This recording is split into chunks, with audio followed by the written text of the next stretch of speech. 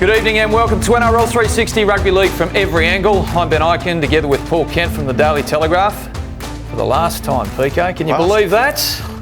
No, I find it a little bit hard to believe actually, Ben. Yeah. It's going to be interesting. 9 years we've been sitting here and doing our thing. So next week it's going to be someone else. We don't even know who it is yet, but... Have you been able to reconcile how two blokes who are so different work so well together? You know what the funny thing is?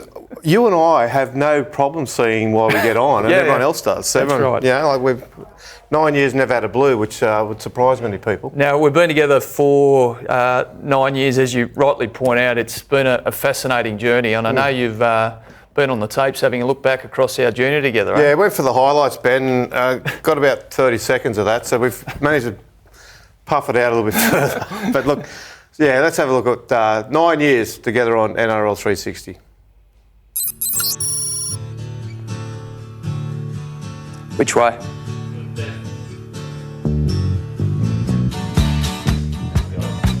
I might have a couple of takes of this because I want to get this right. Sorry. Hang on. That just doesn't... That sounds a bit wrong, doesn't it? Go again? Okay.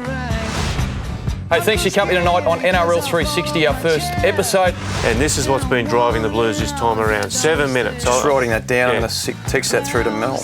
Yeah, I know. You don't agree, do you? No. I just want Queensland to win every year. Well, just say, Benny, we really do have the game covered from every angle. Yeah, we really do have... Benny, we really do have the game covered from every angle. Too right, big balls. Friday night footy is normally homemade pizza night at the Ikin House. And something wonderful happened last week. We actually got to move homemade pizza night from Friday back to Thursday. It's like Christmas coming early. A 12-month investigation by the Australian Crime Commission has pointed to widespread use of performance and image-enhancing drugs. Dance cam, it's called. It goes around the stadium, and if you come up on camera, you've got to dance. He's just lucky someone wasn't smoking nearby. He's just gone. He would have gone up. Welcome to Rugby League 360. We cover the game from every angle. Why don't you be the smoker? I'll be the drinker. Mate, don't hit it over to me.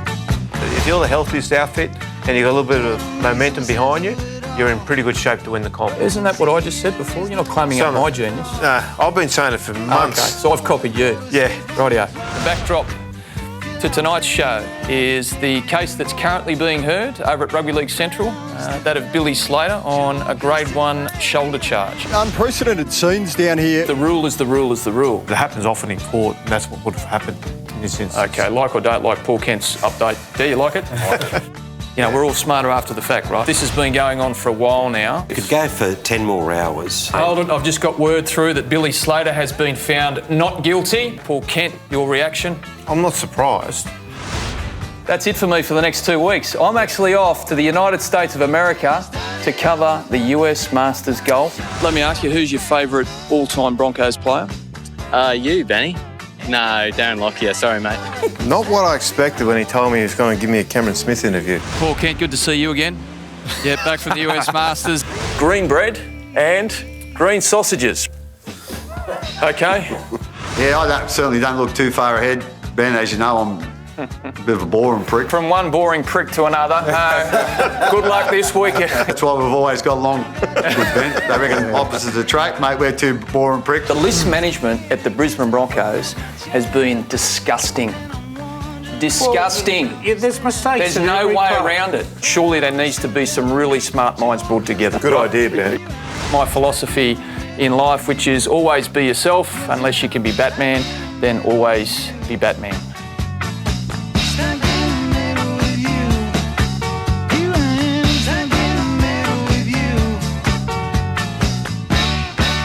Yeah, it's been fun, except for that last part.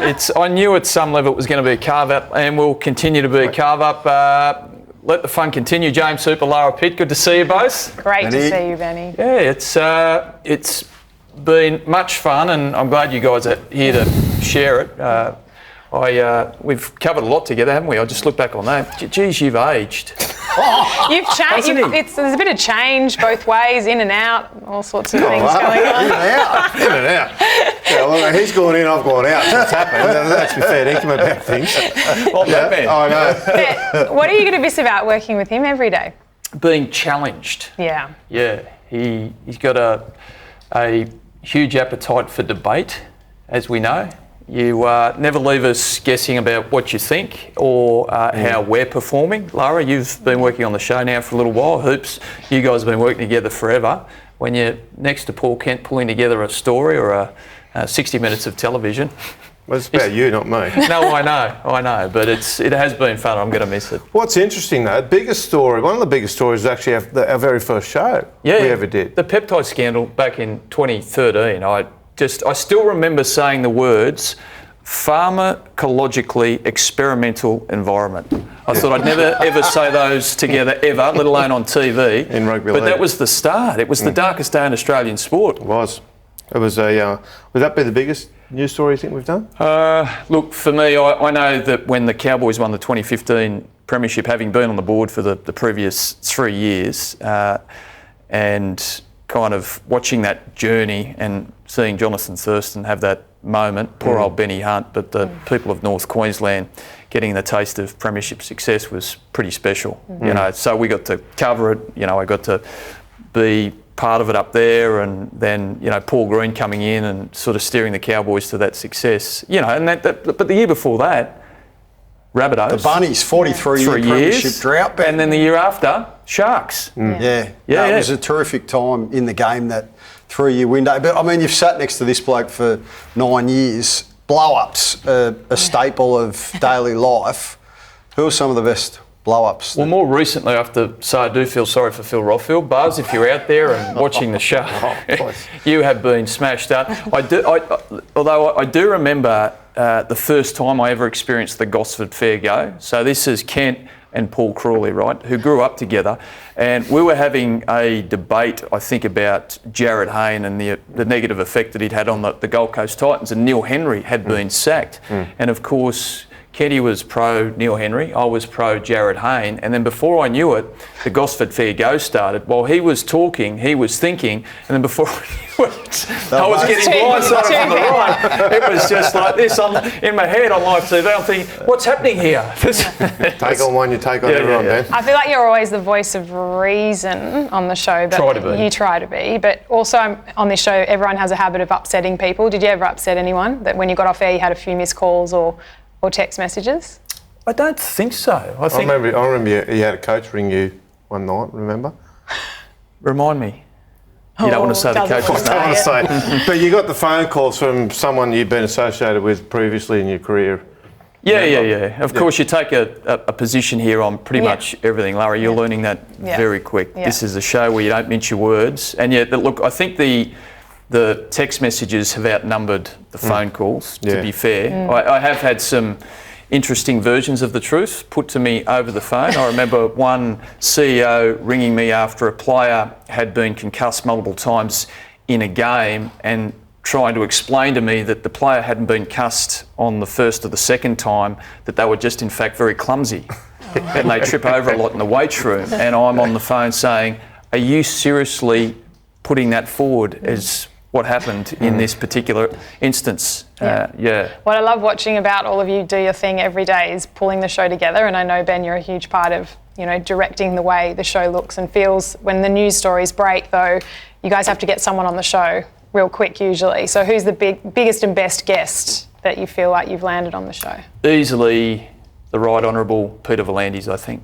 Last year was just massive, not just for rugby league, but for the world, and to have access to him in a time of crisis for the game and make himself so readily available to us. And I know privately Paul's built a strong relationship with him, but I think last year for me, particularly off the back that I had to move down here for 3 months, to know that he was always open to come on NRL 360 and state the position of the game and why it was going to survive. Do you know who the weirdest guest would have been? Who?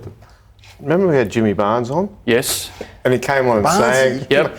And did a concert. It was like sang a song. Why was it weird? It was like Late Night with Letterman. I think he might. It's just so unlike our show. But and all we did was talk rugby league. Yeah. And it was a pretty good conversation, actually.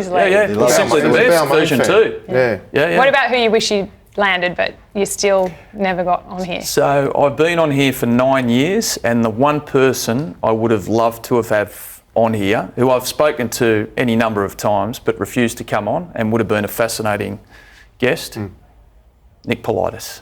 Easily. Oh, Uncle Nick. You know Nick, you know Nick, you know Nick. We know what he's done for the game, we know what he's done for that club, and there's a mystique about him, and I just wish that people got to see the Nick Politis that we know. You know, unless you work in the game, he's kind of not really well known to fans. You know, He even works in the Roosters fans. corridors, Ben. That's where all the best work gets done. So. What's your catch cry about Nick? All in, all of the time. Yep. Spot on. He's the reason the Roosters have been with others, because he collects good people. Roosters have been the benchmark for excellence, you know, for the last 10 to 15 years. No doubt about it. Oh, okay. Best player? Well, you know, my favourite player at the moment is Wade Graham, but before I picked up Wade Graham, I built a short list, you know, so I think James Tedesco was on it, Kane Ponga was on it, so I had to work through any number of criteria to get there. But, Is it in a spreadsheet? Look, I Did won't... it involve data? Yes. Before that, I made no secret of the fact that my all-time favourite player is Billy Slater. Yes. Easily. You know, he was... I think he changed the way this position was played, in the sense that not only was he brilliant, so he just wasn't about moments. If you ever got the opportunity to go and see Billy Slater played live, you knew that nothing happened by chance. Yeah. That he put himself in the game, his work off the ball, and then once you got to talking to his coach and mentor Craig Bellamy and understood that whatever you saw on the field was...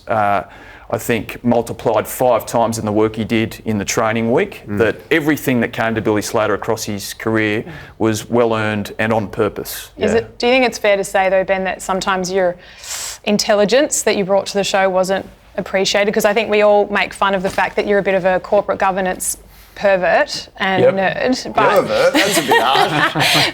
But it was something that you tried to get into the show sometimes and you didn't always go your way. Listen, I'm fascinated by that part of the game. I know people who are excited by those things number in about, what would you say? They could fit in your car. Yeah, there you go. And that you probably had the most fun with that. Would that be right? Oh, look, Ben, no, we all respect that you see the game through different eyes, but as journalists that have worked predominantly on tabloid newspapers and in immediate forms of the media, corporate governance and what's happening in the boardroom falls a fair way down the pecking order in the pub in terms of what's there. an interesting yarn. When you walk into a pub, like go, hey mate, just walk me through the West Tigers boardroom.